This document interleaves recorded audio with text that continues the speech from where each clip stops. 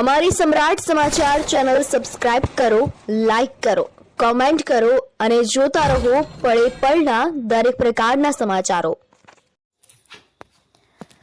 તળાજા તાલુકાના રાતાખડા નજીક રાકાસર રાંદલ માતાજીના મંદિરે જોરદાર મેળો ભરાયો। ભાવનગર જિલ્લાના તળાજા તાલુકાના રાતાખડા ગામ નજીક રાકાસર રાંદલ માતાજીના મંદિર આવેલું છે।